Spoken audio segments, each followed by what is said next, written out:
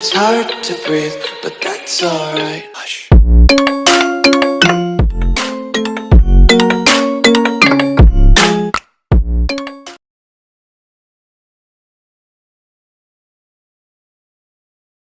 Ako sa room ng anak ko. Ayan siya. Ready for tomorrow. Ito ang kwarto niya. Tignan niyo, parang style ano siya. Ito ang enter. Style,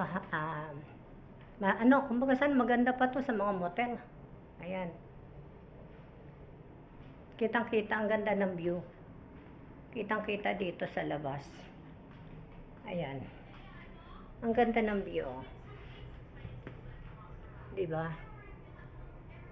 Dito na lang pala ako mamaya. Na. Diyan ka matutulog? Oo. Lagi na lang doon sa ano? Kasi may magpopopo ako eh. So, ano ngayon? Baka maingay. Ano mag-iingay ka? Minsan maingay dun eh. May kagabi nga may kumanta eh. Wala kayong ano? Ganda ng view guys oh. Wala kayong headset?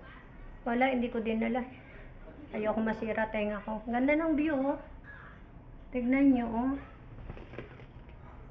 Ang ganda ng view. Ayan, dun sa kabilang yon, doon na hospital ang aking asawa before.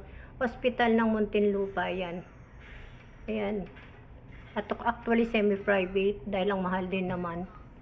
Hindi naman talaga fully government. Diba ang ganda guys? Tingnan natin ang CR. Ito ang CR. Yay! Look at the CR. Diba? Diba para tayong meron pa silang shower room. Ayan. Oh, may naligo na pala dito. Oh. Naligo na yung bantay kanina. Diba? Maganda. Actually, maganda siya. Maganda rin ang presyo. Ayan. Hindi mabubuhay din ng aking anak pag wala yung wifi. Tignan nyo. Tignan nyo siya. Siyempre, siguro dala rin niya trabaho niya. Tapos Netflix, siyempre. YouTube. May monitor na rin pala ng Bifi rito. Ayan. So, saan ang operating room dito, boy? Ikaw yun. May ref. Pwede kayong maglagay ng soft drinks. Walang laman. Ano gusto yun? Eto, uniform mo, hindi ka pa nagsuot. Mamaya pa to. Bago ako lagyan ng swero. So, wala kanyang kaya lang maaga ka kumain kasi mamaya 11 o'clock mag-ano na. Dapat hindi ka nakakain nun. nakakain din. Dahil meron ka ng Swero na lang. Oo. May IV ka na nun. Gusto kong tignan yung yung view. Diba? Ganda niya. Ayan.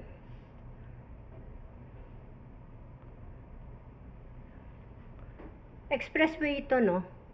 Oo.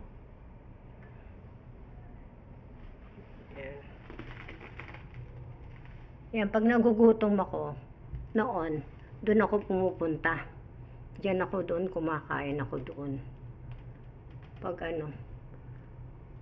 yan. Minsan tatambay kapag kasi hindi pwedeng matagal na bantay sa ICU noon. Nandyan lang ako sa labas. Tapos pag yung medyo nauuhaw, pupunta doon. Kaya pupunta doon sa may bandang squatter, mas mura ang bilihin doon. Doon kami kumain ni Mandy na inayawan niya yung ano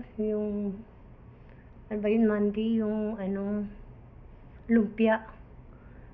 Ay, hindi siya kumakain ng gulay. Para siya nandidiri. Yan.